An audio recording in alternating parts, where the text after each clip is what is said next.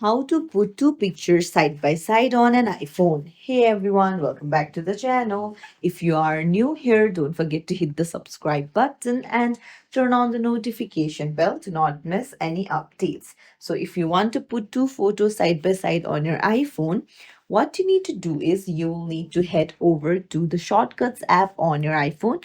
It's a built in app, or you can easily download it from your App Store if you don't have it. So once you're there, go to the search bar and search for grid. Then you'll find photo grid. You can just add it to your shortcuts, tap on it, and it will open up your gallery. Now choose the two photos that you want side by side. Select it, hit tick icon in the top right, and there you go. It's as simple as that. And you can just save it by tapping on the share icon in the bottom right. If you found this tutorial helpful, don't forget to hit the like button and subscribe to our channel for more useful tips and tricks. Thank you for watching.